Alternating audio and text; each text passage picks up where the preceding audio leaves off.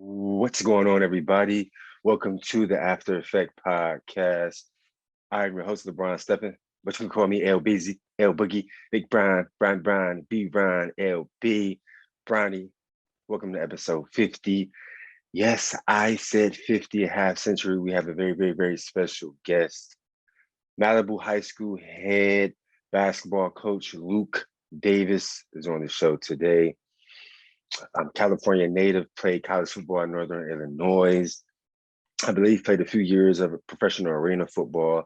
Luke Davis actually was my defensive line coach at Glenville High School in Cleveland, Ohio. Very instrumental in my development as a high school football player as I migrated to college. Now he is a high school basketball coach in Malibu, California. Super excited to get him on the show.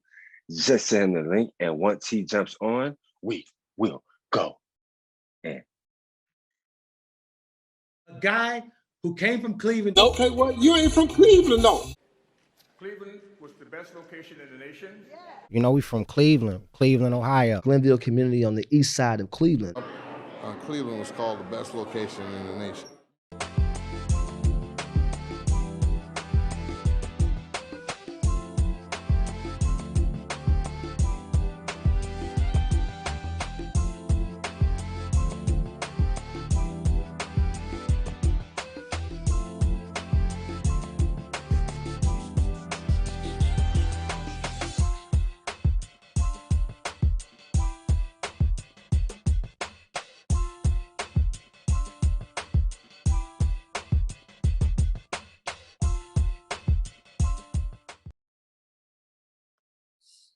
Coach Luke. What's up, LeBron? What's good? Hey, Yes, man. Yes, sir. Hey, it's good to see you, man. I appreciate you carving out the time. Oh, man. Easy call, man, without a doubt, man. Appreciate that you Yes, even sir, thinking. yeah. I appreciate you even thinking about me, man, for real. Oh, yeah, of course, man. I think I know you played college ball. I know you played arena ball, and through my career, I played 2 or 3 years of arena football too. And I just been trying to tap into more OGs. You know, I know recruiting was a bit different back then. Just the whole process, man. I know you got 2 college athletes, who are your kids as well, man. So yeah, man, just trying to create that perspective, trying to give voices to people who wouldn't generally have them, man. So this is a free and safe space. I call it the After Effects show because I believe that, we all have an after effect or an after shock from a 10 to 20 plus year relationship that we had with our respective sport. When it's over, we all have a shock from all the experiences, the good, the bad, the ugly, the injuries, the politics, all of those things.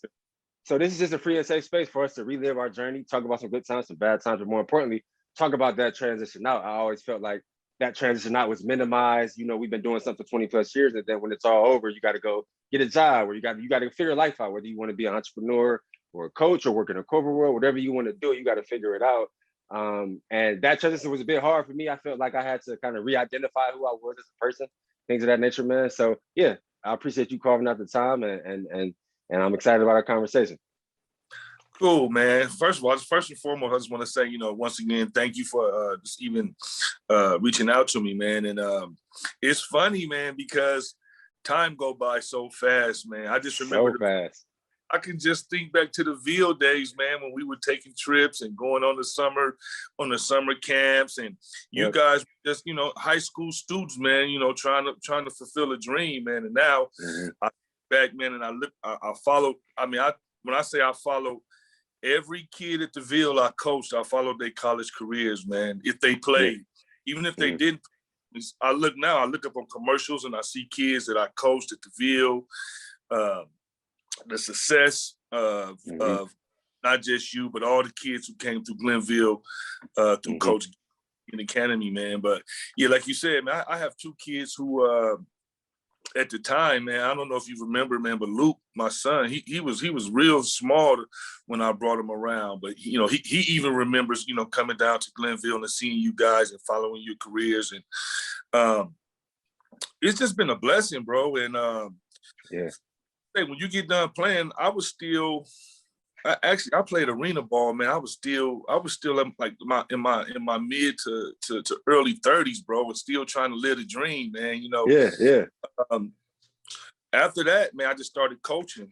And I think back to the time that I met Coach Ginn, and I had the opportunity to come to Glenville. He gave me the opportunity to come to Glenville, and they had just came back from the first college tour with Smalley, Rob Rose, and Arvell, and all those guys. And he just sat me down and was like, "Man, can you love kids?" And I didn't really understand what he really meant by that at the time. You know, I was just like, bro, I was working security at the House of Blues downtown Cleveland, and you know, I just wanted to get back in the game, man. You know, and he was like, "Can you love kids?" And I really didn't understand, but then he changed. He said, "Well, not the fact that you can love kids. Can you love my kids?" And I'm like, you got Tiffany and Ginn. Like, what do you mean? Can I love your kids? And it took me almost a little bit of the whole summer to really understand what he meant by that. Yeah. No, because he told me, he was like, look, man, if you wanna, and you know how Ginn is, you know, hey, look, man, if you want to catch the X's and O's, I can get you to the St. Ed's, to the St. Ignatius, to the Manners. I can hook you up with those coaches. But if you really love kids, then this is the place for you. And as time went on, I really understood what that meant. You know, going to school right there on 113th and St. Clair in the inner city of Cleveland. It was a lot going on. It was a lot, and it's still a lot going on. And I tied all that my playing career from high school to college to even playing, like you say, a little arena ball. It all tied back into it. And I wanted to pour all that into the kids that I coached. But it wasn't so much of coaching the football. It was just so much of just coaching life. And you know, Ginn motto, you know what I'm saying? It was, we gonna win in life. You know, who cares about the game? You know what I'm saying? And it all ties back to what you're doing right now. Like you said, when football is over, how are we really prepared to go into the real world? You know what I'm saying? There is a real world outside of football. You know what I'm saying? Exactly. And not to cut you off, I tell guys all the time though. I don't know if you remember, but I was considered a smart guy. I was in honors classes. Me and Big B, we were the only two that was in honors classes. We was real smart, got all A's. And I tell guys all the time, man, that stuff don't matter. Like I went to the University of Iowa. I got a degree in sports management, associates in finance, but I still didn't know what I wanted to do when football was over. I still didn't know. So it doesn't matter as whether you're smart or whatever you got going on. You still got to figure out what you're passionate about outside of football, and that could still be a struggle, no matter if you get well in school or struggle in school. Yeah, you're definitely right on that, because someone like myself, I wasn't considered a smart guy. Back then, when we played, all you needed was a basic 700 on the SAT and a 2.0. You know, when I play now, like, you know, through the experience I have with my son and my daughter, it's all about your core classes. You do well in core classes, it's going to get you prepared for a lower score. But, you know, just to piggyback on what you just said, man, my son is experiencing that right now. His basketball career and college career coming to an end. He finished up at the University of Dubuque in Iowa. Yeah. And, you know, he wants to still pursue the NBA and the overseas and the basketball thing. But then, you know, he looks at it as, man, it's real life. You know, he ended up got a good job. And it's like, well, here's just, you know, it's his first chance of really getting real money, you know, his real own. Right. And, you know. He had that crossroad. Getting that real money or struggling to try to get some real money to play basketball. You know what I'm saying? So he's like I said, he's at that space right now. And I'm just in this corner, you know, whatever you need me from a parent.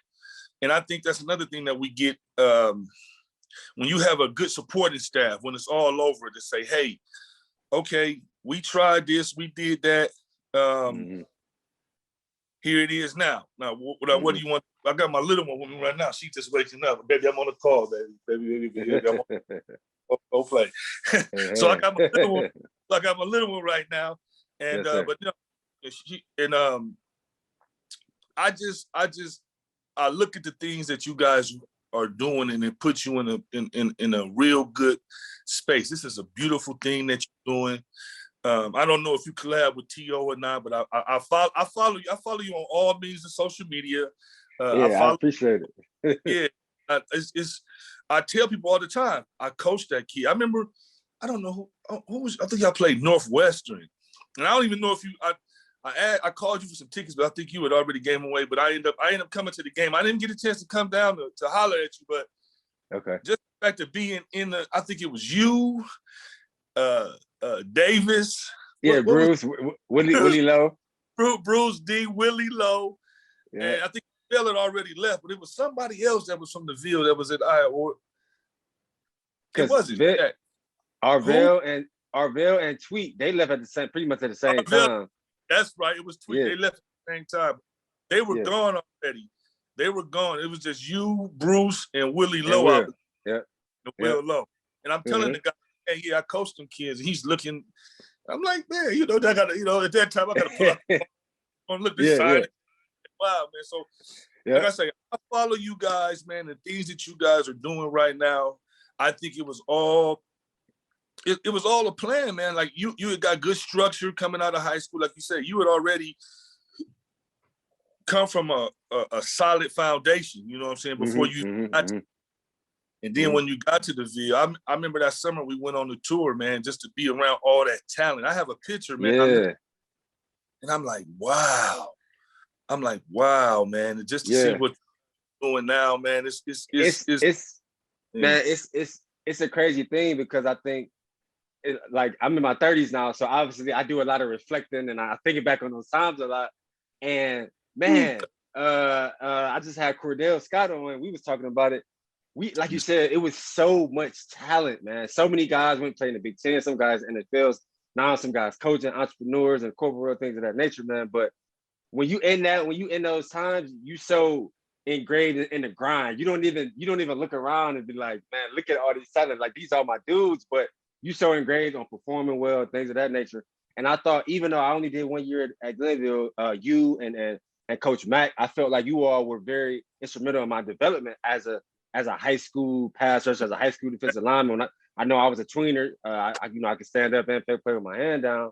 But I just I felt like y'all were really hard on me the whole season, and I needed that because practice every day was a war. Practice was a war. I tell kids all the time. I think college coach. People don't believe me when I say this, but I believe kids at Glenville earn scholarships through our practices.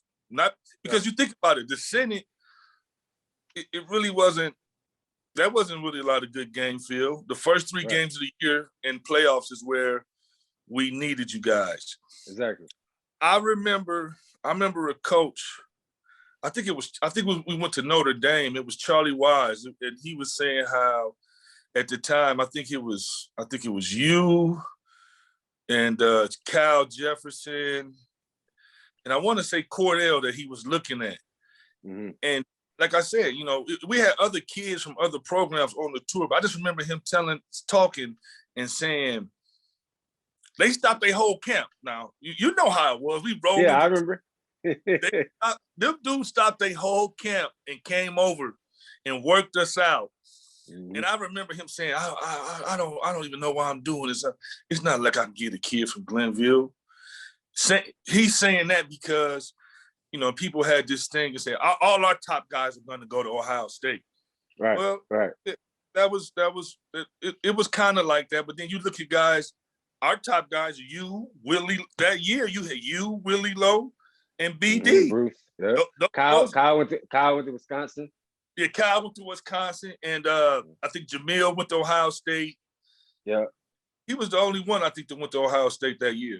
Yeah, he was the only one that year. But Smalley and Rob went the year before that, and Big B. Yeah, and Smalley, and what's the other kid? I can't believe his brother's a pastor now, man. Martin. Oh yeah, Jamel Martin. He was a Jamal class Martin. after me. Yeah, he was a class after me. He was 2008. Oh yeah, after you. Yeah. It was Yeah, so much. yeah. It was so many guys. It was great. My first year at Glenville, they Was had that 05? Was that with Pig? no, it was a year after that. This one Smalley. Okay. Rob and They Lindsey Wade came on late. Yep. Lindsey came on late. It was funny because he had committed to Toledo, I believe. Yeah. And then he had that monster year and he ended up on the UConn. But they ended up having 13 or 14 or 15 guys go D1. Yeah. Yeah, they set the record. I remember. What? And the one kid who I used to mess with him, man. I don't think he got mad at me one time. I think he was after them though. He what was his name? Man, I can't think of his name. Otis. Yeah. Okay. Yeah, Otis. Yeah. That was my guy. I don't care. Yeah. I used to argue with Dar. He said, "Oh no," I said, "No. Oat is the guy. Him and what year was that? Some Donnie Fletcher. Not D. I got D Fletch good though. I ain't gonna tell the joke. On the tour, we used to get kids. We used to joke around. We used to call their rooms and act like coaches. Yeah, I remember. Did I get you? I think I might have got you. We used to call them like, "Hey." I don't think you got me. This was kids who didn't have no offers yet.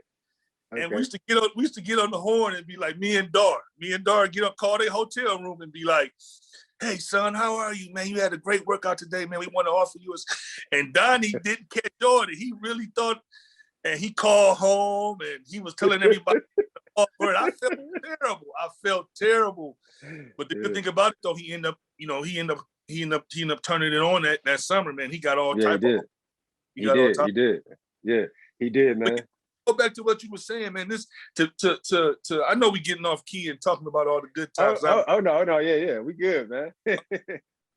I just think, once my daughter is experiencing this now, they have a thing in Northern Illinois where they're preparing them for after basketball, and she has this this thing that she does every Wednesday.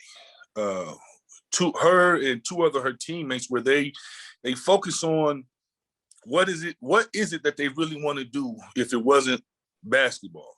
It can be coaching, it can be teaching, it can be designing, it can be entertaining, whatever it is that you decide to do. And I think even back when I played, we did it was either like, man, we going to the league or it's back to the neighborhood. You know what I'm saying? Exactly.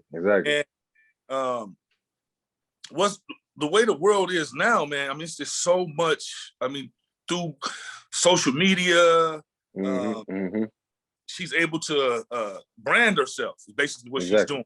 She's able to brand. So regardless if it's basketball or not, when it's all said and done, there's a platform or there's a road that she already set up that's going to be able to make her successful, just as she was basketball court. And I think that schools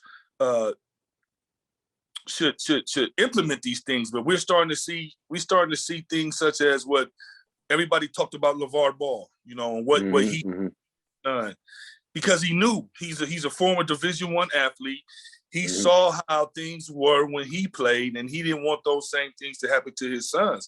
I mean, these universities make millions and millions, if not billions of dollars, and athlete suffers, Exactly.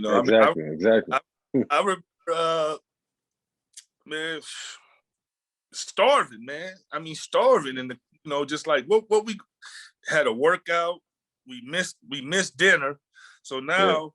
The school is closed. The cafeteria hall is closed. Now you only have whatever little change your parents can send you or whatever you have in your pocket for your stuff. So, right, it's so cool to see how much the NCAA has developed, right? Because I think maybe next year or in 2 years, players will be able to make money off their likeness. Because it was crazy. It was crazy, man. I remember my third year on campus, 2009. We ended up being number 4 in the country. We ended up going 10-2. and we ended up going to the Orange Bowl. BCS, you know, back then it was 4 BCS bowls. Orange Bowl was one of them. That's when we played Ohio State in the Big Ten championship. They went to the Rose Bowl. We went to the Orange Bowl, and that's when I found out how big of a business college football was, because I remember we was playing Georgia Tech, and I found out that the winner, whoever won the game, got 15 million. So we won the game. We got 15 million for the school, and then Georgia Tech, for even being in the game, they still lost. They got 10 million, and Wow. and then I started doing the math. I was like, okay, because we was getting a per diem. I think we got like a PlayStation 2, like, you know, we got some bowl gifts, and we got a per diem every 3 days. But I started doing the math off of like doing that times how many players it was, and then you compare that to 15 million. It's nowhere even near that. and then the universities, they take that money and they revamp the campus. Like for example, for that money, they use that and built a whole new football facility that they have now, that the kids now are being able to take advantage of. Now they're top 5 in facilities with the Oregons and the Texas. Yes. But it's crazy. The players, the guys who actually put that work in for that season, all we got was a PlayStation 2 and 2 rounds of per diem and a bowl ring. The bowl. So that's when I really started learning, like, wow, this shit is really a business. Then I started thinking about the Alabamas and Ohio States. They getting even more money to the universities, but also, you know, they was doing some things under the table to try to take care of these players as well. So yeah, like you say, man, college is just a big business, and it's dope that you have 2 collegiate athletes. But let me ask you this: how have you had to grow spiritually, physically, emotionally in the past calendar year? Right? We've never ever had to walk through coronavirus pandemic. We've never had to wear masks. The world has never shut down on us ever. So how have you had, in what ways have you had to pivot? I mean, I know you have kids, and you're the leader of a household. So I know you've had to stay strong and stay in the fight, you know, to make sure all your offspring, you know, stay in a good headspace.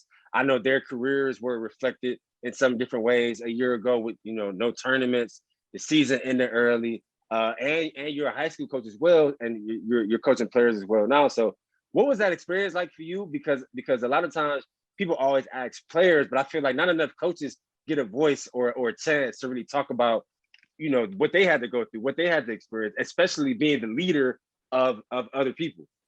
Yeah, so that's an excellent question.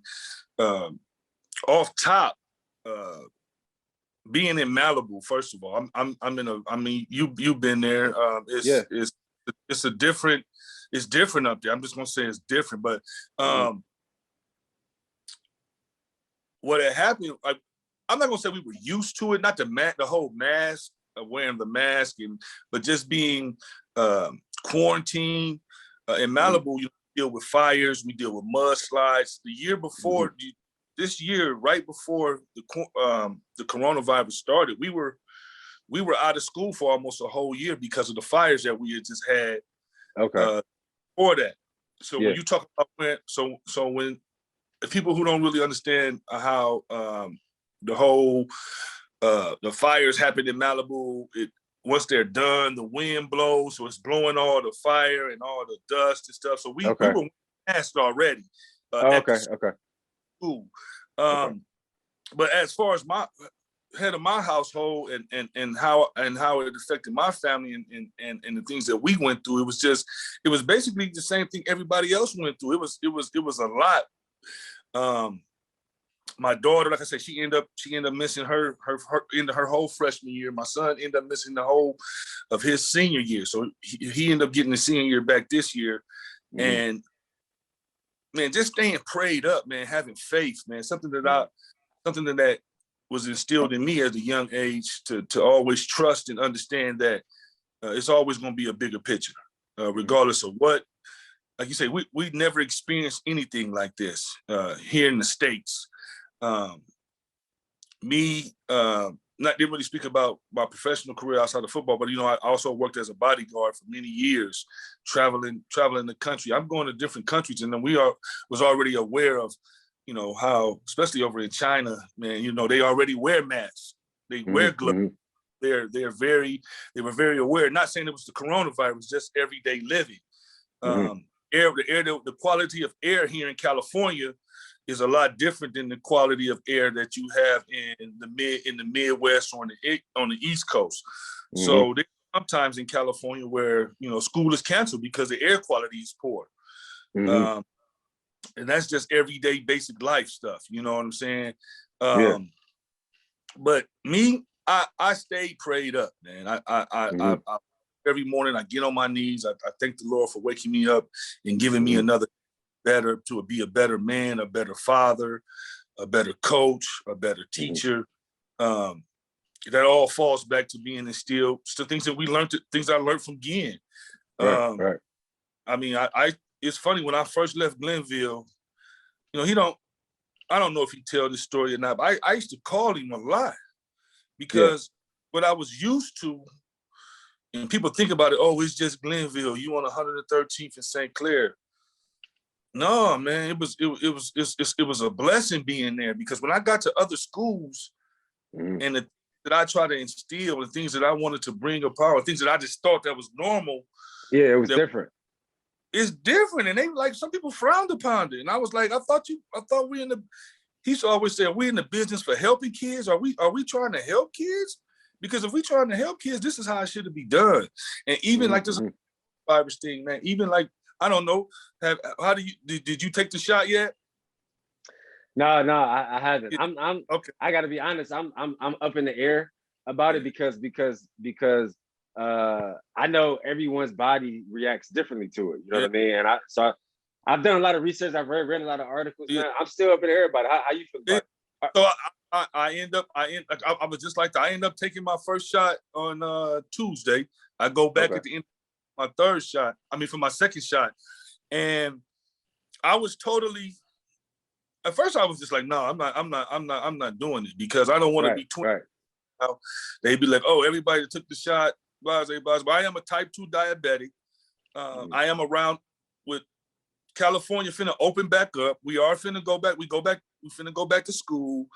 I need to be in a place where I just want to be safe, And like you said, I did my research. I was very, very, very, very hesitant about taking the shot. I took it.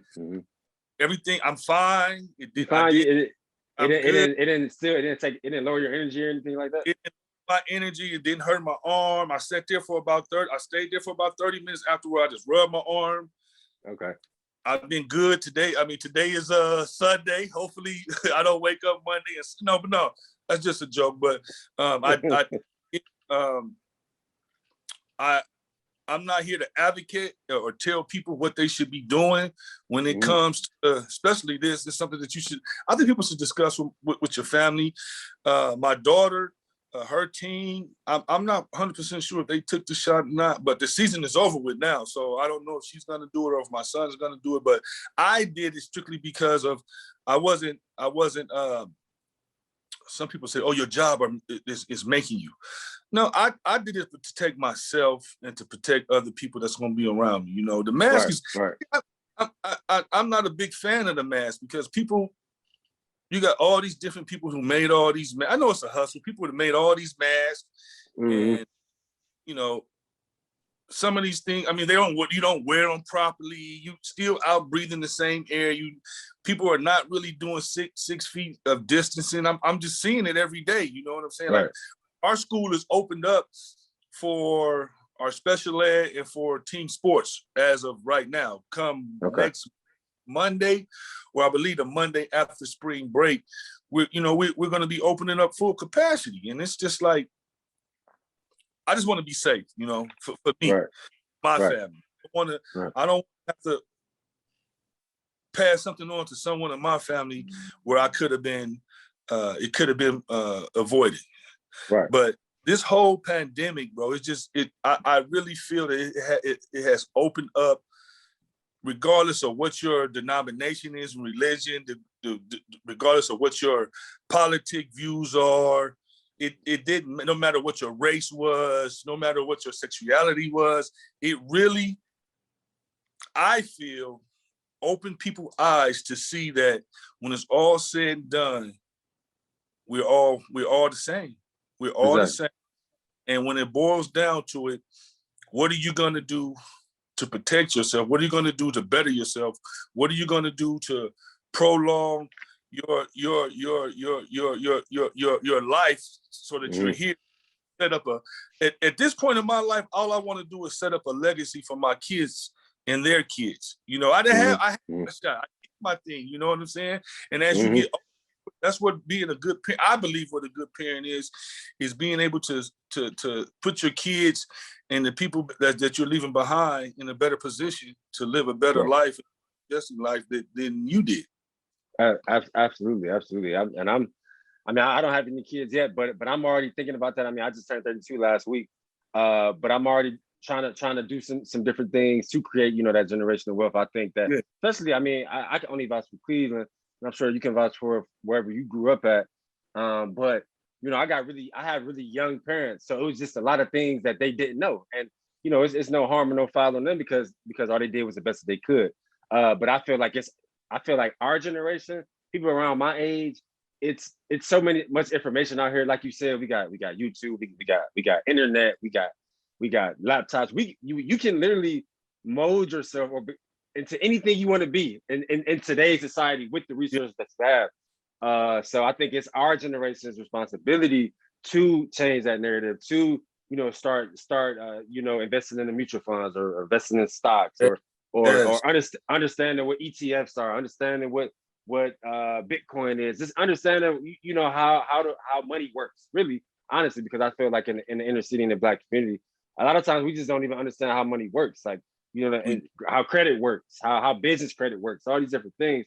A lot of times we just don't know, and it's not that we can't do it, we just don't know. Well, yeah, we wasn't informed, because if you think back, I think my parents and then my grandparents. I'm 46, you know, and my mom just didn't, like you say, my mom just didn't know. My dad just didn't know. My father, born and raised in Cleveland, Ohio. He was a police officer for over 30 years, you know, but he didn't know. And now the things that he's able to, like my father, you know, he's real big on family. And the things that I feel that he knows now, if he would have known, just say 30 years ago, you know, he, you know, my father, the type of guy that, you know, when he gone, you're liable to go to his house and look at his mattress, and it's going to be probably about $1 million somewhere here. You know what I'm saying? Like, yeah. Didn't know. You know what I'm saying? So, old school, high money in the mattress.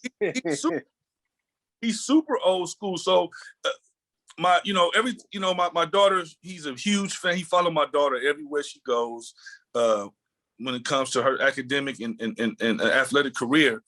But you know, it's real funny with Zelle and Cash App. Like, he's totally against that.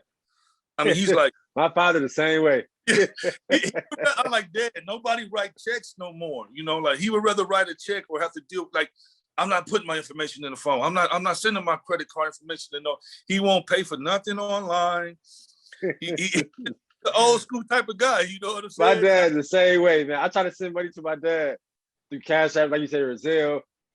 Only thing he'll do is if I Western Union, I gotta go to the grocery store. Western Union, send him a reference number, and he go pick it up. That's the only thing he'll do. He just won't do it. And but you like you said, the way the world is turning and the way that things are going, I look at not just the things that you're doing, the things that T.O. is doing. I look at the other guys who I never came in contact with, who I look at these guys and how they talk, the careers that they're going to, you know, after football. And then, you know, there are some guys who say, you know what, football is, I remember Ginn used to say this. People always get mad at me when I always refer back to Ginn, but that's where I learned. Right. You got to do it. That's where I learned from. Sorry about that. He used to always, we was on tour. I'm gonna say this. I'm gonna be done talking about Ginn, but we was on tour. I would never forget. We're gonna talk about it some more, I'm sure. Yeah. I'll never forget this. And if he sees this, I'm pretty sure he's gonna be like, wow, he remembered this. Me and Dar it was just me and Dar, and it was I forgot the kid from Mayfield Heights. His dad was with us. We was just the only two chaperones. A businessman from the state of Texas, they did a Sports Illustrated story, and approached Glenn and followed. Every time we stopped to eat, we go to, he would talk, and he was like, we would never know what he was talking about because he never said anything until this one day. He said, how would y'all feel about making $80,000 a year just to coach football? I looked at Dar at that time. I'm looking at Dar. I'm like, what? He like, yeah. He said, man, I'm thinking about Texas. They offering me like almost $200,000 to come down here to coach. That's like, what? I'm like, well, what you waiting on? Like, we should be going to Pack, right? Right. And it was funny because I know for a fact he would never. I know now he would never leave. He would never leave 113th for St. Clair. Never, for nothing. Nothing. It's here too much. You know what I'm saying? As you say, we sweat blood. It was just funny to think that a high school will offer a man this type of money just to come coach football. Now, we ain't talking about saving kids' lives. Now, we're talking about just coaching football. Because you think about it, when you go to certain, like, for me in Malibu, I don't have to worry about kids eating. I ain't got to worry. You know how we used to always have to wait in the parking lot. I don't have to wait in the parking lot. The parents are there to pick them up. If they're not, they Uber. And that's crazy, right? And that's just, yeah, that's a crazy dynamic. Yeah, Glenn would be like, hey, who turn is it? Somebody needs to stay here till all these kids go. Yeah. Bottom line, I don't have to worry about that. I remember being the last kid there sometimes. Yeah. Because you think about it, man, parents got things to do. It wasn't like they were being neglected, but people got things to do. I used to have to get rides or catch the bus or just figure it out. It's just like that. But I remember this man in Texas telling Glenn, we're gonna pay you this amount, we're gonna pay your assistant coaches this amount. What's the deal? And Glenn, like we like I said, we gone for almost the whole summer. So he would joke like, man, y'all ready? Y'all ready? Y'all ready? We're like, man, I know you're not leaving. $80,000 at that time for me would have changed. It would definitely would have changed. I'm pretty sure. It would have been an easy call, but all falls back to him being who he is as a man and as a coach. You know what I'm saying? I don't know if he ever talked about this in the Sports Illustrated article, but I think he did. I can't remember the name of the high school in Texas, but they literally offered this man almost $200,000 to leave Glenville, just to leave Cleveland, not just to leave Glenville, to leave Cleveland, to come to Texas to coach football. Now, we ain't talking about the Glenn Academy. We ain't talking about trying to help kids become better men or the structure to become good citizens. It was strictly to coach football. Who knows? Okay. That was just baffling to me. But I knew within days that it was just like, nah, this is here. This is for passion. He always talked about the academy. Now it was like, are you gonna bring the academy or is it just to come coach football? But it all ended up working out for the best. I think what he got going on there now, as I don't know, I remember Matt coached you in Warrensville too, right? No.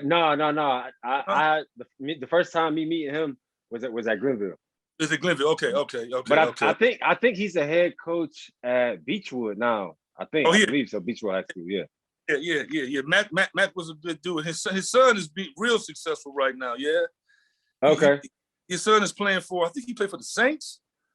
Oh, okay. I didn't know that. Yeah. His son. I think his son ended up going to Cincinnati, and he's in the league right now. But no, I want to put that out there and to reiterate what we were talking about as far as the whole coronavirus thing. Just always being prepared, man. And I just think back to when it first hit, how everybody dashed to the grocery stores and bought up all the food. Yeah, it took everything. But you didn't need it. You didn't need it because it never got to that point where, because right now there's still grocery stores stayed open. Yeah, it's crazy. they stayed open. You know what I'm saying? Because I look at the common cold. You know, there's no cure for the common cold. There's still no cure for this coronavirus. They're telling us to take this shot. And like I say, I took it knowing I have my issues with it. But like you say, doing the research of it, I don't feel it can harm me. You know? Right.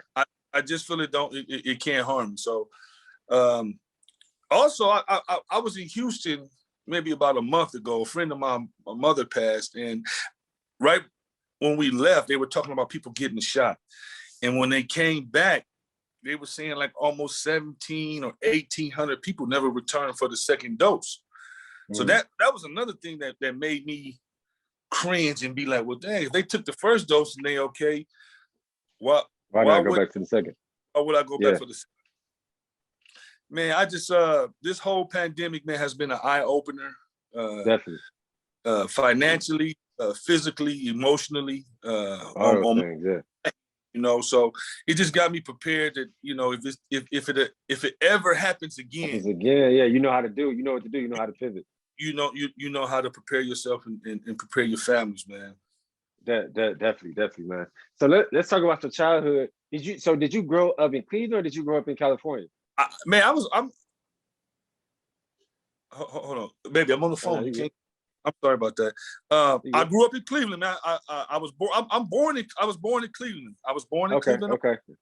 I left when I graduated from Roselle Elementary in East Cleveland. Okay. And when I left there, it was.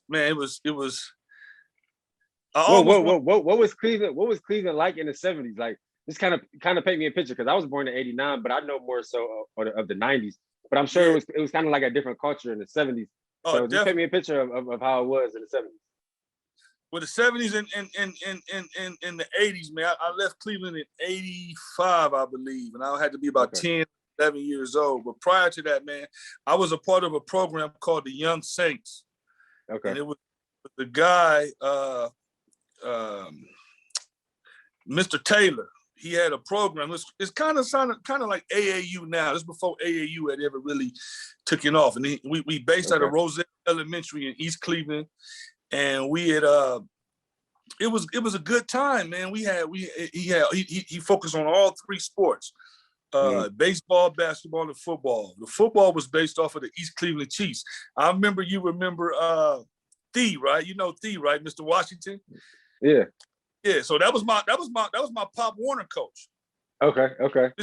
Washington was who was a good friend of my dad's, a great friend of Coach Ginn. He was original coach of the East Cleveland Chiefs, and I played for about 5 years. And Cleveland was a good place, man. It's not. I mean, when you come through East Cleveland now, man, and you look at all the abandoned buildings. I haven't been to Cleveland in about 3 years. Actually, I've been there, but I haven't been out and about. When we came into town for games to watch my daughter play and, you know, head right back out. But back then, Cleveland it wasn't as cutthroat that I like to call it the way it is now. Yeah. You know? Right. It was. I saw. I was watching the video. I saw Bill Cobbs and Don King. They referenced Cleveland. It used to be called the location of the nation or something like that. Yeah. Right. Okay. I want to say St. Clair. St. Clair was a popping in place. I think they're trying to get it back now. I don't know if you've been there down towards the Glenville area, but they redid like the little mall area right there, man. And they redid that. They rebuilt Patrick Henry. It looked a lot different. I was just back for Christmas. Yeah. It looks a lot different. Even prior to that, the whole is that Eddie Road? I believe it's Eddie Road, where how going into East Cleveland, the divide, the Cleveland and East Cleveland part, the building that we grew up on 125th Street, me and my sister and my mom, it was probably about 10 buildings on that street. Now it's like 2. They all demolished. Yeah. And a lot of that goes to the fact of what happened with drugs, and when the drugs came and it was never really a big gang area the way it is now. You know what I'm saying? Right. Like gangs were more of they were like dance crew and rapping crews, but they wasn't considered gangs. They even had bike. I remember one gang was called the Kabuki Boys, based off of the Kabuki bike. Yeah, You know, yeah. people don't really realize that that's where Kabuki came from. But set up now, man, it's just so cut. To me, I feel it's so cutthroat where people, you know, you can grow up with your whole life and then in a matter of minutes, you know. Yeah. Oh, this guy is, you know, it's just like, huh? Like, how can that be, you know? So yeah. Things turn like crazy. Yeah. Oh, Cleveland. So where did you once you moved from Cleveland at 10, where did you go then? I moved to Santa Monica, California, with my sister. I attended John Adams Junior High School. And this is where the sports Started taking over. Started taking over. I ended up at the time it was just the boys club. It's called the Santa Monica Boys Club. Now it's called the Santa Monica Boys and Girls Club. But from there, one summer, in ninth grade, I was like 5. I'm sorry, 8th grade, I was like maybe 5'11", maybe might have been 6 feet. Okay. You I had that growth spurt. I went back to Cleveland for the summer. I came back for freshman football. I was 6'2". And the coaches, they was like, ooh, what did you do? And it just took off from there, man. I just started focusing on I mean, it was an everyday thing, man, like basketball, football, baseball, baseball, football. It was just an everyday thing, man. It was wake up, get with the guys, we hooping. Yeah. Wake up with the guys, we playing football. Wake up, get with the guys, we playing baseball. Yeah. Everything, you know, and then, you know, as you get older, you get into high school, you know, the girls get involved. You know, the recruiting started coming. The letters started coming. The letters started. I mean, I remember I got my first letter, and it was just like, it was from Penn State. And I was like, my mom was like, wait a minute. Well, I need to get more involved to see what's going on. So then moms get involved to really see, like, my son, you really think my son is, and coach, I had a coach, my first high school coach was Ted Kusura. Well, I take that back. It was Frank Nishimura. His son played with me. He was my freshman coach. And the varsity coach told him, he said, you can have him from right now. You got him right now. But before the season, he gonna have to come with me. I mean, it was just I'm not tooting my own horn, but it was just how I was able to, they can just tell, you know what I'm saying? You can always tell. Always tell. So from there, I ended up playing varsity basketball and football, and like I said, I wasn't a qualifier coming out of high school, so I had to go to community college. Okay. Taft College in Taft, California for a semester. That was my first time being away from home. Man, I was just out there. It wasn't a good picture, you know. Moms didn't. I was 17 years old when I graduated high school, so I was out there, man. I was out there. I didn't go to school to play football or go to school, basically. So what was your like recruiting process like? Like were any of the coaches upset that you, like you said, you wasn't a qualifier, whereas you would have to go to community college for a semester just to get your grades up? Well, the University of Washington at the time, Coach Don James is who got me in contact with Taft College, because University of Washington, they wanted me bad. That's right. I mean, it was a no-brainer. That's where if I was a qualifier, that's where I would have went. The USC, the UCLAs, they were closer to me, so they knew that I wasn't going to qualify, so they didn't waste their time recruiting. Okay. Don James actually came to the house. He came to the house, sat down, said, "Hey, this coach is going to come here. We want you to go up here. All you got to do is go up here, stay for 2 years. When you're done, you coming straight up to the University of Washington." Cool, fine, no problem. So I took a recruiting visit to the community college. Well, back then me and moms didn't know, but it was illegal. You wasn't supposed to you couldn't recruit outside your area when it came to junior colleges. And this junior college okay. was about 400 miles from where I was at, going to Bakersfield. Okay. So I went up there. It was a guy that was already there that was from my high school. And then maybe 6 years before that, there was a guy that went from my high school. And then the actual head coach, his name was Al Bada. He's in the Hall of Fame. He actually went to my high school as well. So when I got there, he was like, "Yeah, blah, blah. This is how it's gonna be." And they ran this junior college like it was like being D1. I mean, okay, yeah. It was like being Division I. Like you watched that Last Chance U. You ever seen Last? Mm-hmm. Of it was course. basically Last Chance U. You know, before okay. Okay. I went up there, like you said. I was out there, man, and it didn't work out for me. It didn't work out. Was it transition hard? Did you feel out of place? Was it not a lot of black people? Like what do you think what do you think constricted you so much? No structure. No discipline. Not thinking about other things other than football, because I wasn't even thinking about football. You know, it was a chance for me to get away from home and be on your own. Like wake up when you want to wake up, do what you want to do. And they gave me, and my mom gave me a credit card. and I didn't. At that young? At that young, you know, I had a credit card, man. It was just like, my mom didn't even know I would be coming back home. I would come back home for the weekend and not check in with her and then go back to school. And she'd be like, "Well, how you get here?" I'd be like, "Well, I just swiped it. I went to the bus station or I put the credit card in." She was like, "That's not what that's for." You know what I'm saying? But once I played one season there. So then when the next season came about and that was taken from me, well, it wasn't taken from me. I messed it up. Mm-hmm. It was like, what am I here for?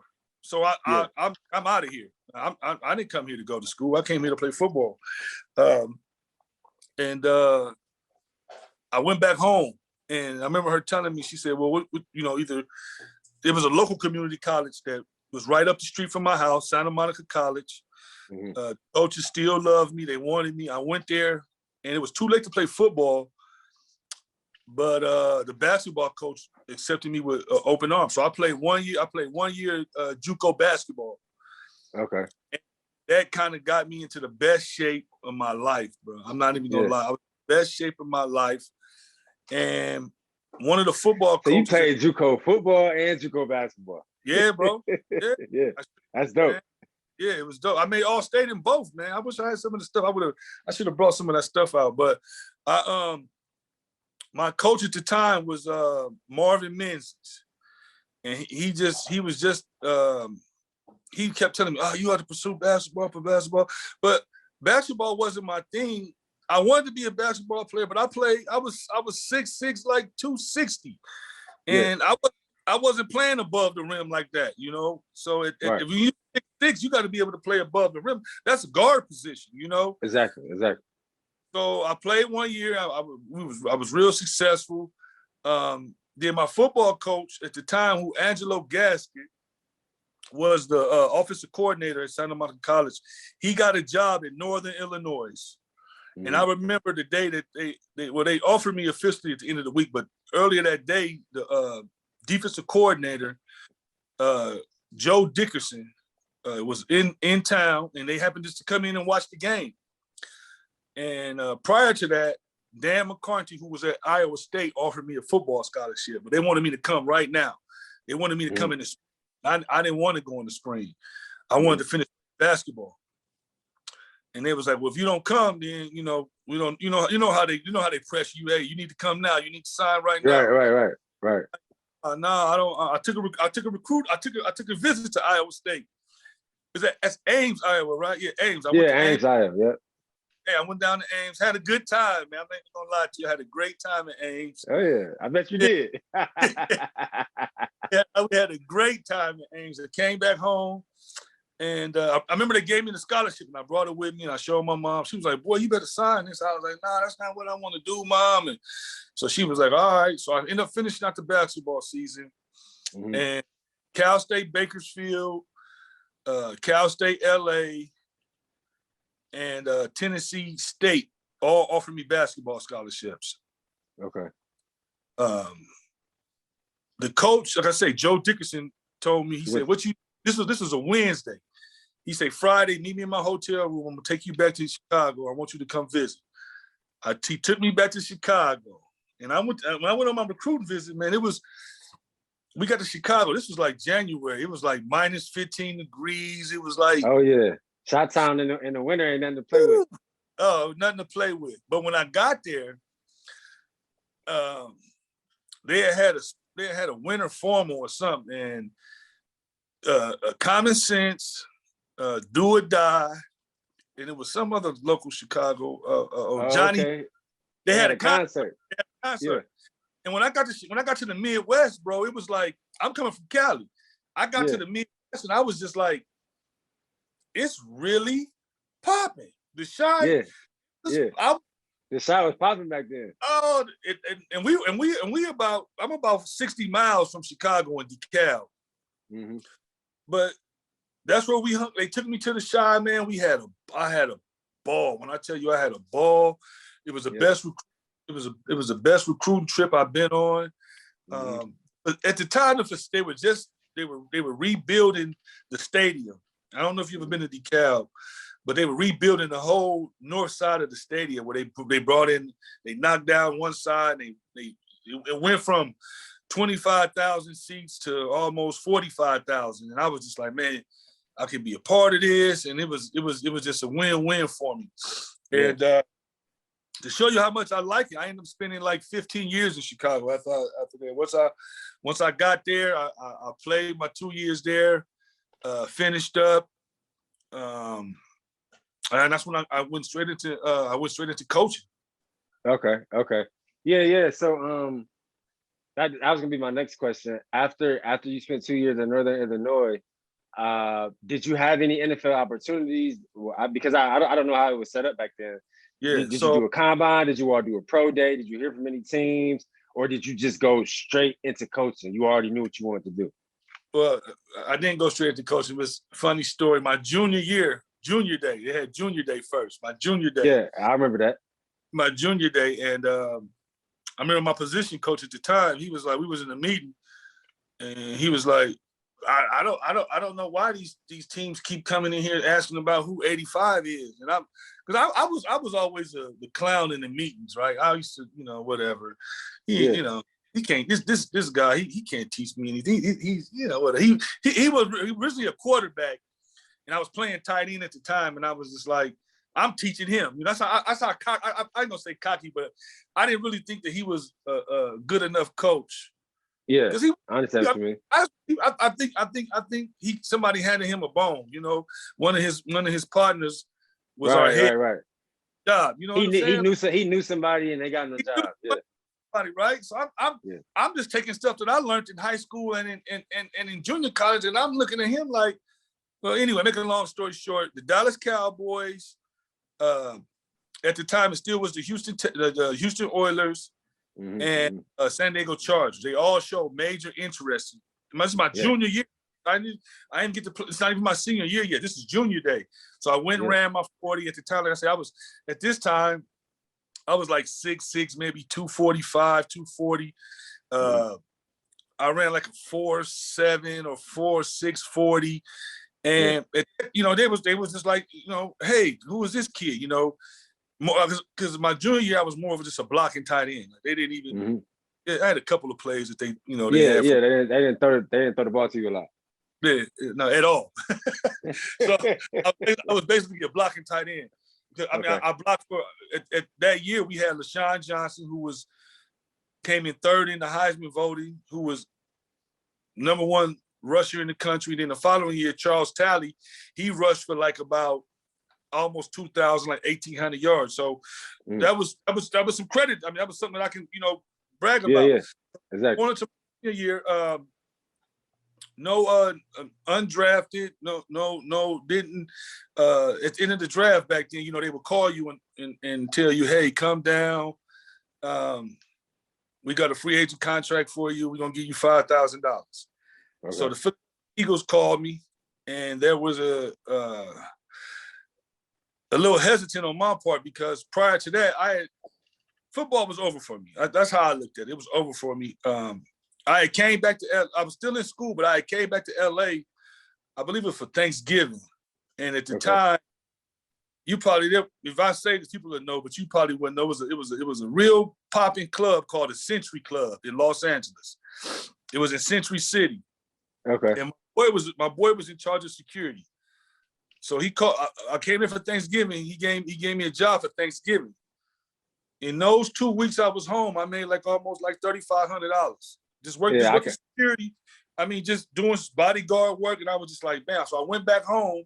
I went back to Chicago, and the Eagles was like, "Are you coming?" And I was just like, I didn't even have an agent, bro. I didn't have an agent at the time. I ended up having to get an agent. Okay. And he wanted me to step away. He had some other workouts for me at the time, but I didn't want to be bothered with that no more. I saw the money as far as the security thing was happening. So that's what I did. So when I finished school, I actually went right back to Los Angeles and I started working as a bodyguard for Martin Lawrence. Oh, wow. Yeah, I worked for Martin Lawrence for about 4 years, man. Oh, I never knew that. Okay. Yeah. I worked for Martin. I worked on the Martin show, and we also did Living Single. But I worked for Martin as a personal bodyguard and driver for 4 years. Okay. And in that time, from 96 to 99, my son was born in 99. And this is the honest to God truth. And my son's mother, she probably will argue with me with this, but I quit my job to go back to be with my son. At the time, that was Chicago. You went back to Chicago? Back to Chicago. I moved back to Chicago with her and my son.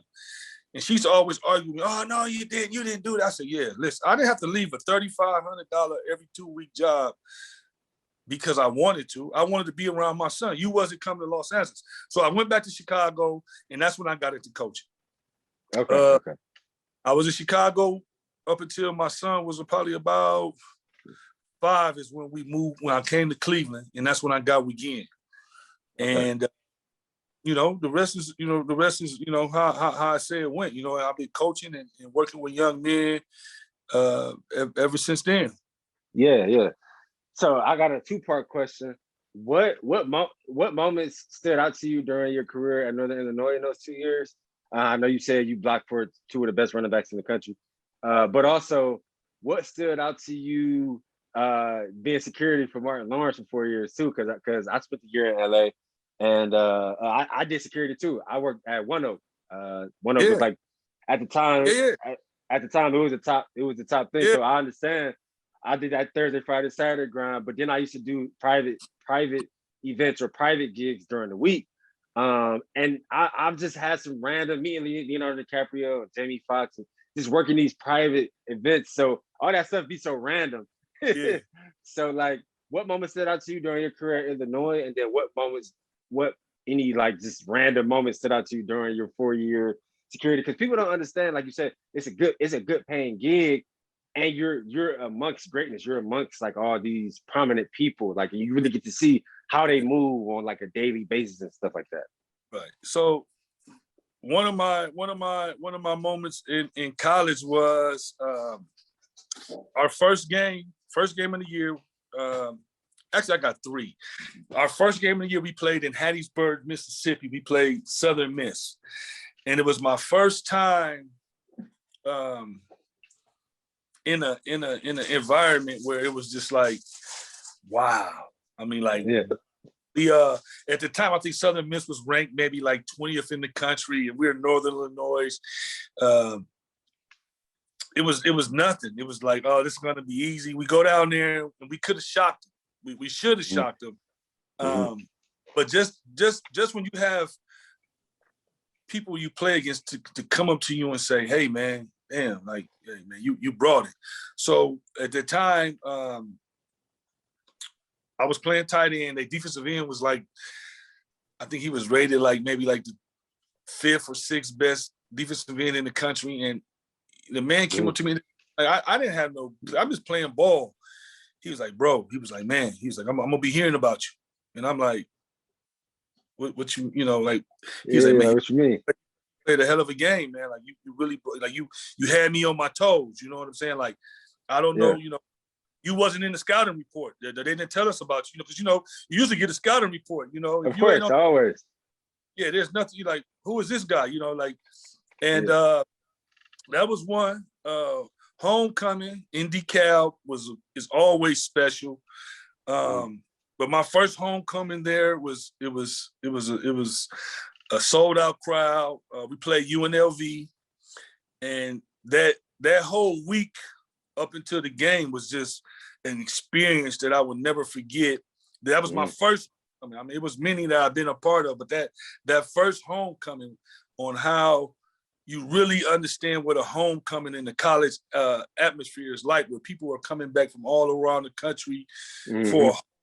I mean, that place was pandemonium for a whole that Sunday night when we got out of meetings going into Monday for class. It was just like, where are these people coming from? Like, what is going on? Like it's homecoming week, and then that whole atmosphere on Saturday, man, was just it. I will never forget my first one. I've been a part of many. I've been to a lot of places where they celebrate homecoming, but I just think DeKalb is a special place for the alumni and people who are from that area. It's known as corn country. DeKalb corn is a very, very popular brand, and it was just that first homecoming was just amazing to me. And then the year Florida won the national champion in '95, we actually went down to Florida and played them for their homecoming. Okay. And that was, once again, to have the opposing. That was when they had Fred Taylor and all those guys, right? No, Danny Warford was the quarterback. Danny Warford was Ike Hillier. They had the Ike Hillier, Fred Taylor, Danny Warford. I remember that team. I was young, but I used to love watching. Yeah, I remember they won the champion that year. But to look on the sideline to see Emmitt Smith, to see these guys on there for homecoming, and then to, like you say, once again, this was another humble experience for me to have the opposing team. You know, not just the players, but when you have the defensive coordinator, you know, come to you after the game and say, man, you know, you might have a career in this. You know, at the end of the game, and like. Man, you know, I'm really just trying to play my part and do, when they call my number. See, like in college, I don't, you know, people don't, it's all about, I believe your product, your what you do because when they break down the film, you're going to be judged on your plays, you know? Right. Each play, I think I graded out like probably the highest grade I ever had in being a collegiate athlete was the Florida game. I think I had a total of maybe like 30 plays. None. Now I get you.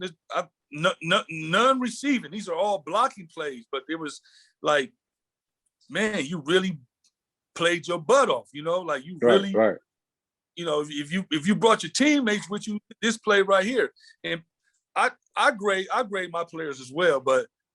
In college, you know this. You know when you sitting in that film, man, and they got them lights off and they got that little red dot. You know, like, uh-oh. But yeah, that was the highest I ever graded playing college football, was the Florida game. Okay, that's dope. Was it like an outer body experience to see your daughter get recruited by them and then her ultimately choose to go there after you had like amazing experiences there? The people, and so I got to give credit where credit is due. Her mother was a All-American at Northern Illinois. She played basketball as well. Okay. Yeah. I give her mother most of the credit when it comes to who she got her game after, because I don't want to. But my daughter had the opportunity to go. People don't realize she went to high school at Mount Verdi in Florida. Okay. High school powerhouse, Mount Verdi. The girls program is not as powerful as the boys, but it's on a national level. When it came to be recruited, she was born in DeKalb. She was raised in DeKalb, so it was a no-brainer for her. But she she had like all the MAC schools that wanted her, and it was like a no-brainer for her. Like she was just like, "This home. I want to be back home." Yeah.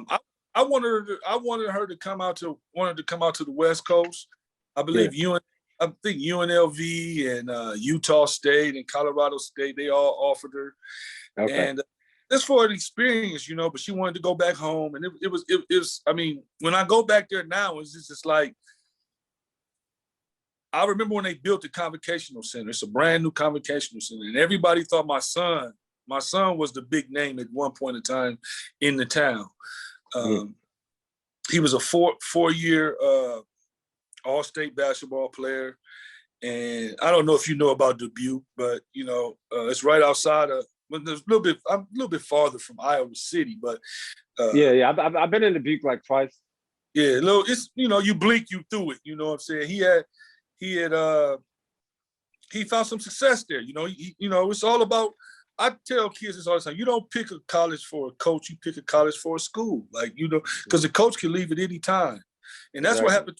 That's what happened to him coming out of high school.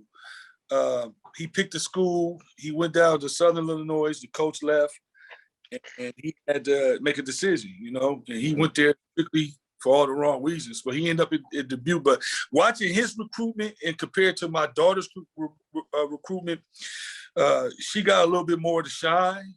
Like I say, every MAC school wanted her. I wanted her to. I believe she was a big time player, but my daughter's so polished, bro. She know her worth. She knew that she's not Tennessee. Knew she's not an Ohio State. She knows she's not a University of Texas baller. You know what I'm saying? Not saying she's not a WNBA baller, but she knew at that time. My daughter's she was 6'1". She's 6'1", and she felt like she can strive and be more productive at a MAC school. And you find somebody, when you find a young person that, because it's all said and done, we all want D1. We all want Ohio State. We all want Miami. We all want USC. But are we those players? Usually those schools take 4 and 5 stars. You don't get, if you're not a star, if you don't have a star on your under your name when it comes to the ESPN rankings, like let's just be for real. You know what I'm saying? Like let's focus on something that we can get. And she knew that coming out of high school. Her coaches knew that, and it was a little bit more easier for her and what we expected. And by her choosing Northern Illinois, I think it was a good choice for her. Even though her freshman year was cut short, this year she had a great season. Individually, I guess you can call it a great season. She ended the season with like 12 double-doubles. She didn't make any postseason accolades, but I do believe going into the next season, she will be ranked pretty high. She had a great game. The eventual champ, Central Michigan, she had 21-11 against them in the tournament just this Wednesday, but they end up winning the tournament, so they're going to go down to the NCAAs. But I just think next year the nucleus that she has on her team, along with the coaches, that they'll put her in a better spot. Okay, that's dope, man. That's dope. So for you, I'm not sure if you can remember this, but can you remember the day like that you came into your conscious mind that you were like done playing football, you would never step it up again? Because when I hear you talk, it seems like your transition was pretty smooth. It was like it didn't really bother you. You transitioned out of football knowing you would never play. For me, I was like ingrained in football. I really, really loved the game. So playing 2 years of arena football, still trying to, chase the dream, getting really close, trying out for the Packers, trying out for the Bengals, like literally flying out there, like coming so close to getting signed, but it just never happening. The day when I decided that I was done playing, it was a hard period for me because I kind of had to I felt like I was having like an identity crisis. Like I didn't know who I was outside of football. I didn't know what I liked to do outside of football. Like I didn't know what would bring me joy. So I kind of had to like reinvent myself and figure that out. So was that transition easy for you? Do you remember that day? Was it a time period? Was it just an adjustment? Or was it just kind of easy? Because when I hear you talk, it sounds like it didn't really bother you much. You knew that was life and you just kind of moved on.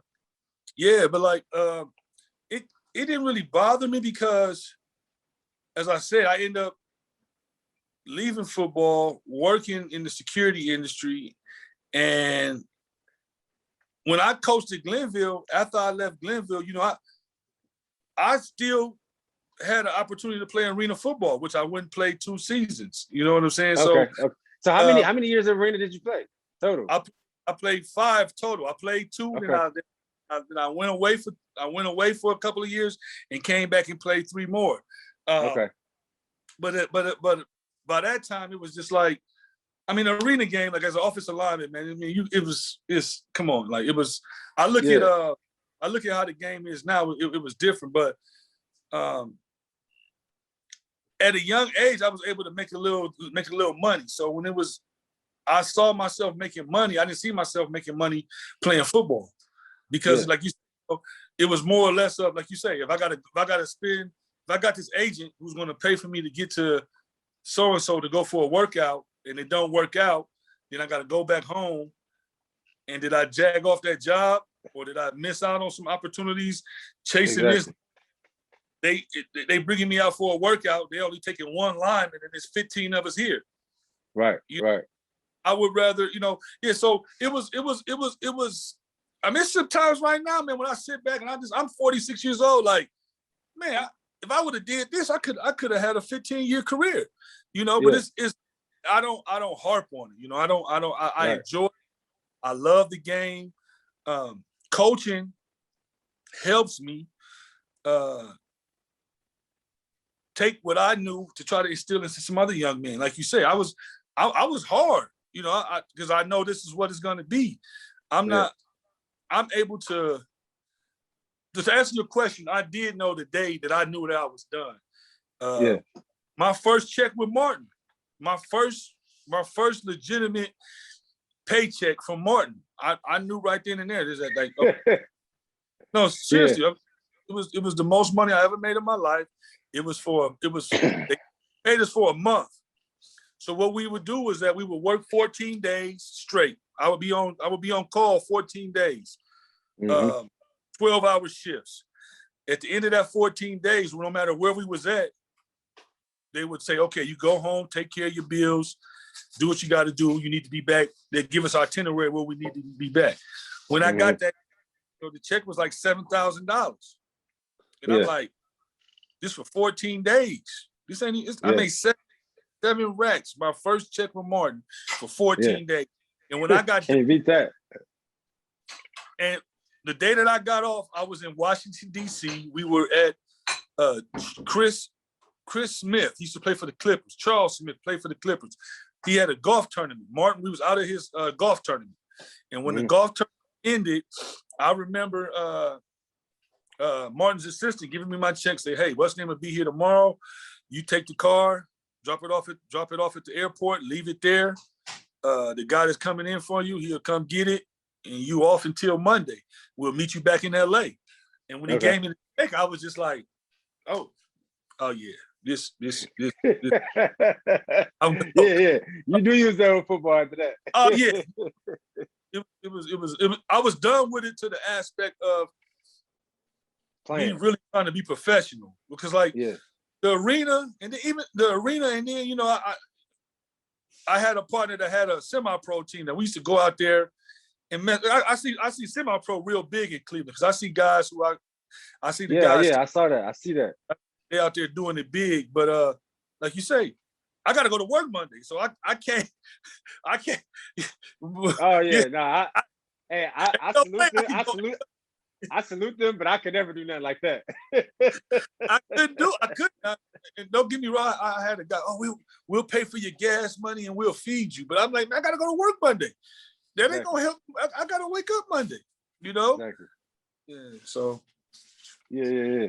So, what would you say, are like the most resounding experience that you've had as a coach? I know you coached in Chicago, you've coached in Cleveland, obviously, and I know that you coached me. You've coached some amazing players in Cleveland, and I'm sure you've coached a lot of amazing players out in California where you are now. So just name a few moments that kind of stand out in your head, like when I mentioned that.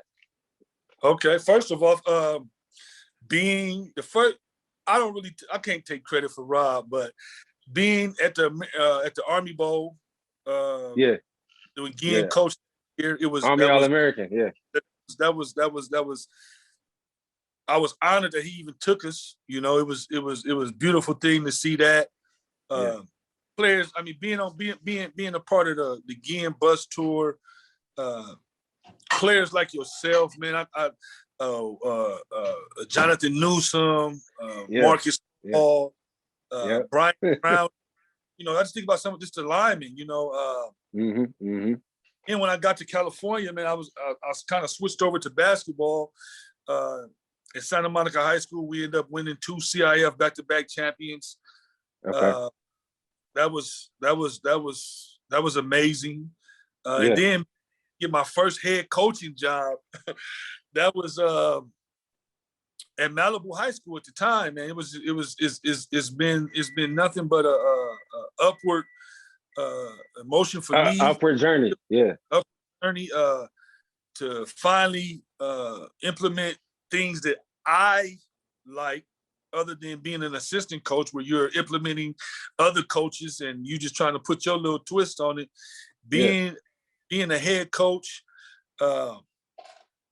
it's been able to take the kids that the other coaches don't really find, this coach, no, I want to take this. No, I every player means something to me on every level. Being in charge of varsity, not just being in charge of the varsity, but the JV and the fresh off. As a head coach, you have to take into implement, because when the seniors leave, those younger players that's in your program, they have to follow. So making sure that I have and I remember Ginn used to always, really give the JV, when I was a JV coach, me and Dara, a lot of love, for the simple fact is that we got to get these guys ready for the next year, because you're only one play away from being on varsity, especially at the Ville. You know what I'm saying? Exactly. Them seniors gone, them juniors, they ready. When them juniors and seniors, those freshmen, sophomores, they got to be ready. So, and you saw it, just taking what my philosophy is and really implementing it into a program. That's been my best entities that I feel that I could implement. Yeah, and it's funny that you say that, because like you said, man, I understand why Ginn gave you and Dar so much love, for that JV team, because you got to think about it. When I was on varsity, and that JV team was Newsom and T.O. Marcus played JV, but he also started varsity. I remember he was the only 10th grader that started varsity. Yeah. But you think about what they became. You think about what they became in that next year, and they senior year going all the way down to state.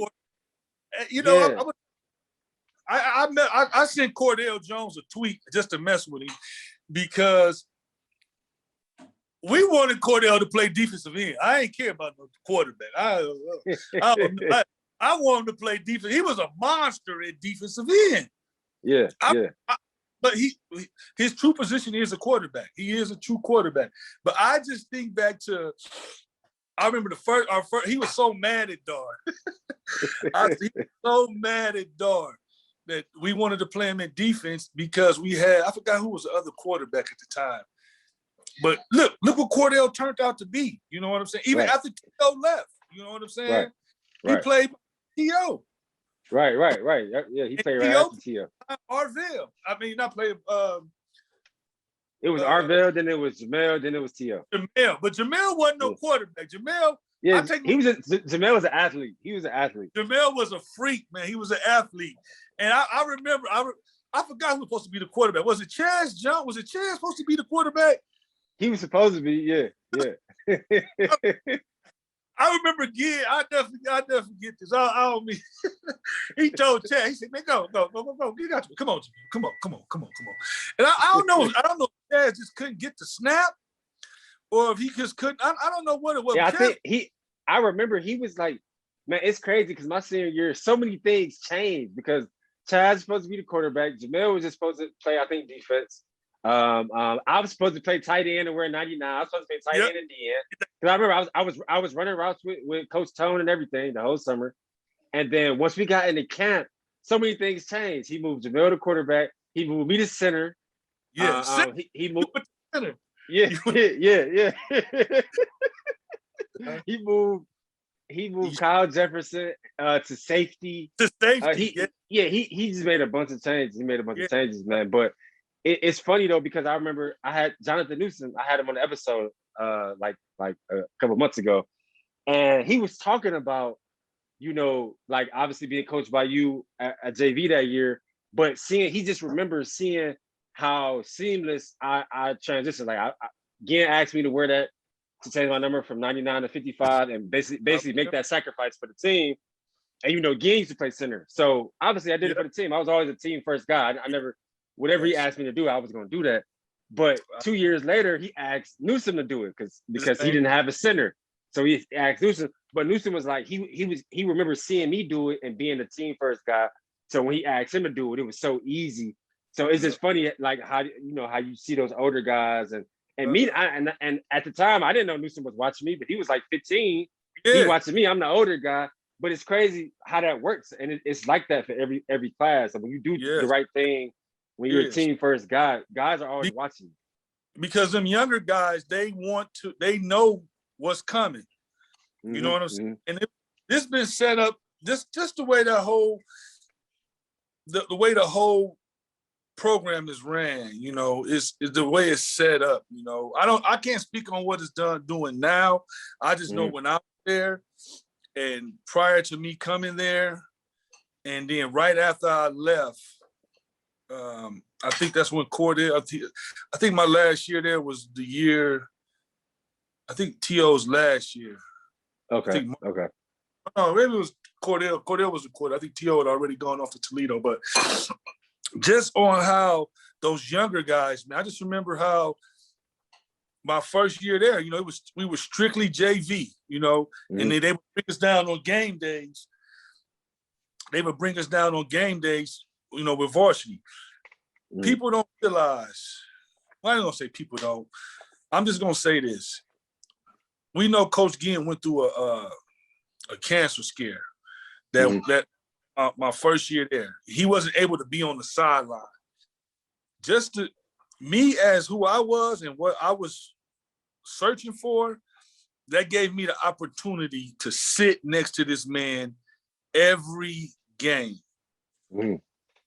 I made it a point to have, he made a joke about it. I used to have my little notepad and my pencils, and I would sit right, if I wasn't right next to him, I'd sit right over his shoulder. And I would just listen and jot down things that he would do on not even talking about play calling, just on his preparation for the game. Yeah. How he would make sure that no matter, even though I ain't on the field, I mean, there was many times the doctor told him you can't be on the field. It was many times that he would want to get up and go down on that field.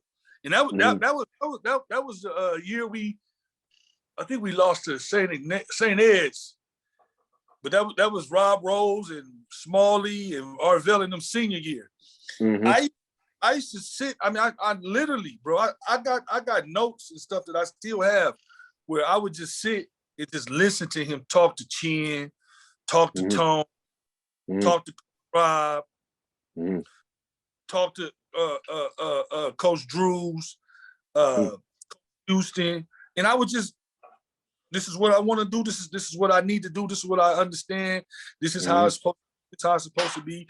No, you shouldn't do this. And I'm not talking about X's and O's. I'm just talking about just small nuances. What he's looking at. Yeah, what he's looking at, the relationship that we got to have with these kids, being the best out of them. If you tear them down, you got to build them back up. You know what I'm saying? I truly got that from him. If you're gonna tear a kid down, if you're gonna tear him down, you best have a plan to build him up before it's over with. You understand what I'm saying? Because if you tear him down, you want him to, you want the best out of him. It don't add up. He's not gonna give you nothing. You know. Yeah, right. He was huge on that. Exactly. He was huge. I don't mind you yelling. I don't mind you coaching. I don't mind you cussing. But if you do, you better build this kid back up before it's over with. Yeah, definitely. I remember. I never forget. I remember the Nixon game my senior year. I was having a decent game. I think I only maybe had like one sack. I had a bunch of pressures, but they was getting rid of the ball fast. And I remember you just telling me like, man, you're not making enough plays. Like you ain't like you ain't doing enough. Like I'm thinking about it. Because you know when you playing, you're not thinking about the stats. But I'm thinking like, I got some tackles, I got a sack, I got a lot of pressures, but I don't think I really had no TFLs or nothing like that.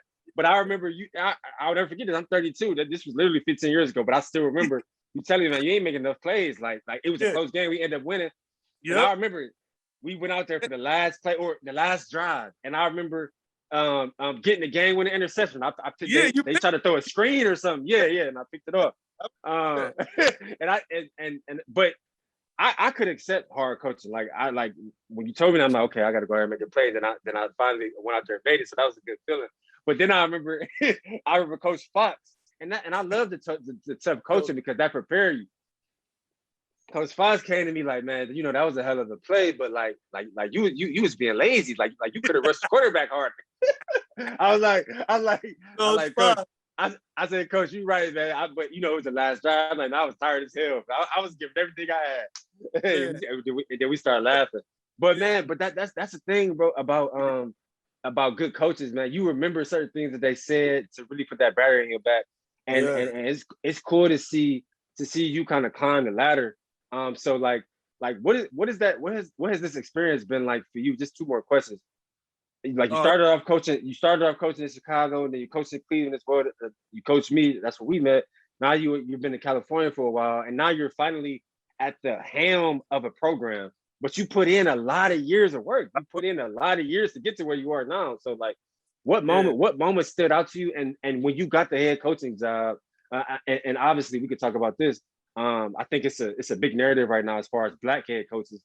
If a high school, college, pro, you know, it's not a lot of opportunities. It seems like Black coaches don't get a lot of opportunities. So what was that feeling like for you to finally, after all those years of serving as a coach, pouring into kids, learning so many things from Glenn, learning so many things from this coach, that coach, to finally be over a full program and put your stamp on it? Like what was that? How has that been for you? It's been tremendous. How it benefited me is that the simple fact that I look at how they knock a lot of these coaches, especially when it comes to African American coaches who don't have head coaching experience to get the opportunity to be a head coach.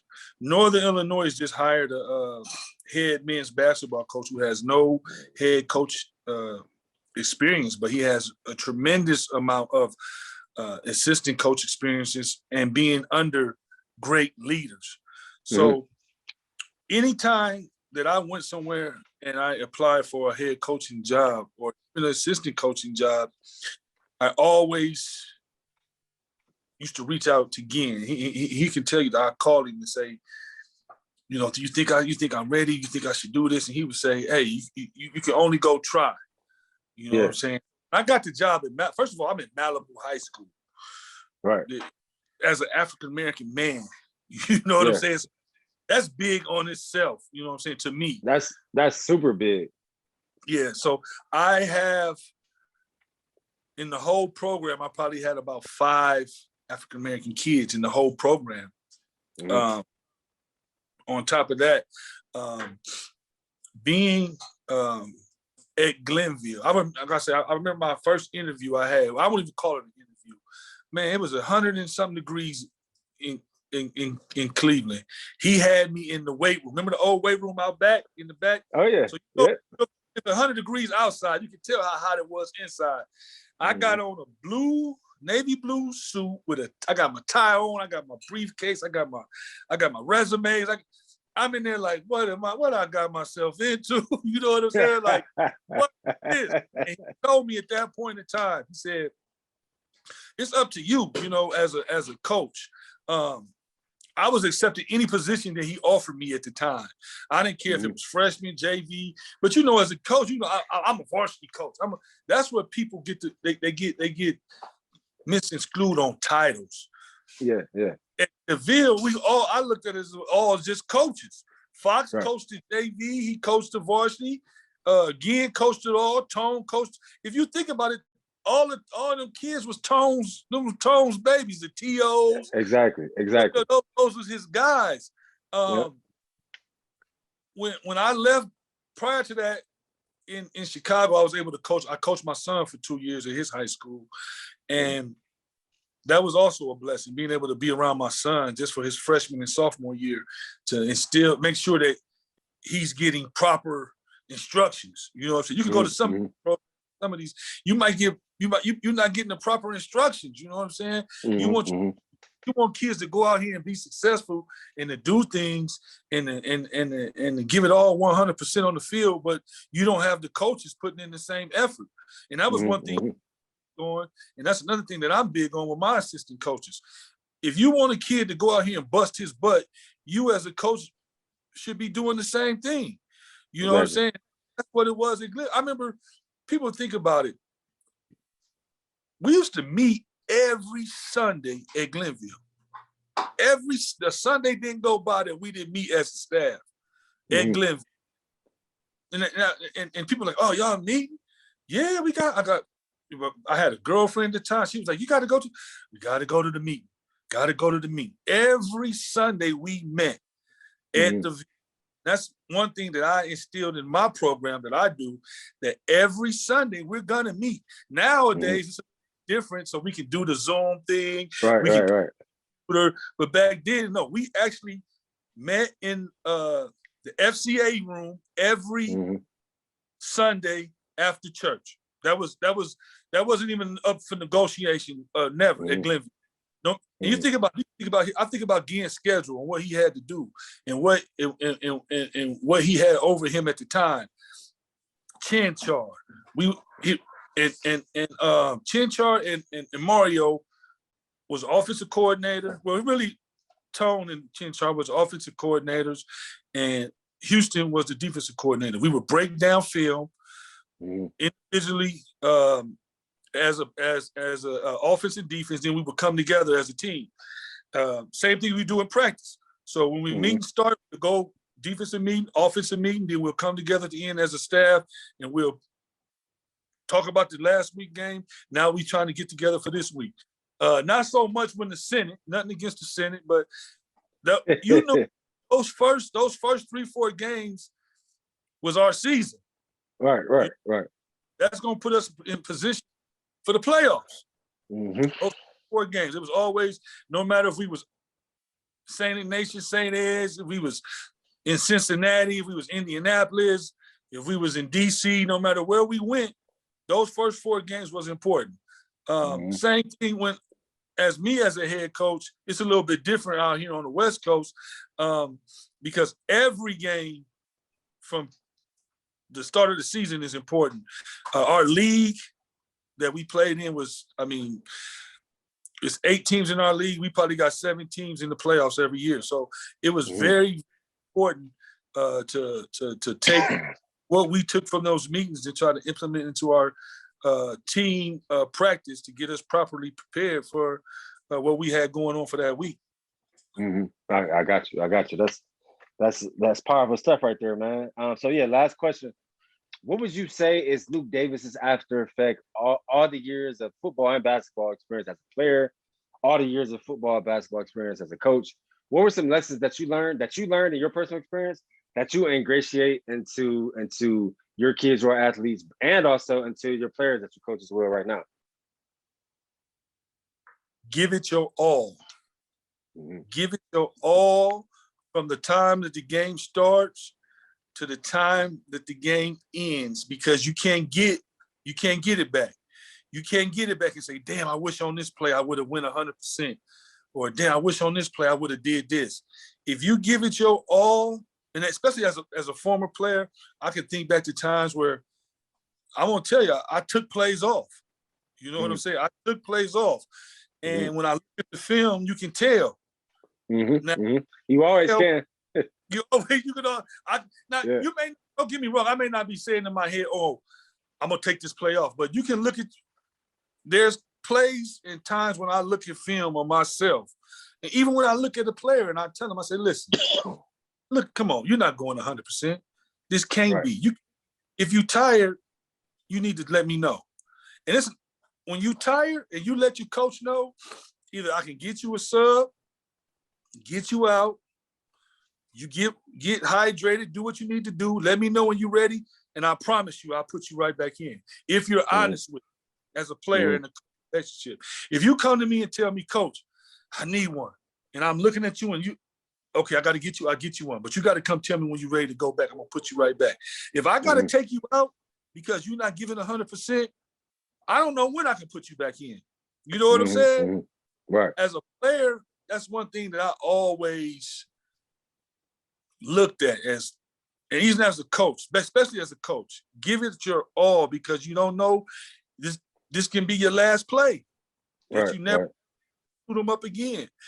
Right. You know? Yeah, definitely, man. That's a powerful after effect. So yeah, man, that's actually all I had, man. Something I've been trying to pride myself on is, 2020 was a really weird year. So I've been trying to give guys flowers while they're still here. Obviously, you're one of my former coach. You're one of my former coaches. All the accolades, all the accomplishments, everything that you've done as a player and a coach. I just want to say, I want to show you that love and give you your flowers while we both still here, man. Keep killing it. Keep climbing that ladder, man. I know you got a great program out there. I plan on visiting out there soon. Maybe I could try to catch a game or we can link up, grab some food or something, man. But I just want to show you that love, eyes to eyes, man to man, while we both still here. I appreciate that, LeBron, man. And once again, I salute you, man. I'm following you, man. You're doing a wonderful, man, and I appreciate it. Oh yeah, I appreciate you, man. So yeah, we'll be in touch. Happy Sunday, man, and have a good rest of your day. All right, you too, buddy. Have a good one, man. All right, man. Peace. Subscribe to LeBron Daniel TV, but you already knew that, where we dig deep and find our hustle, and every single day we are better than yesterday. Subscribe.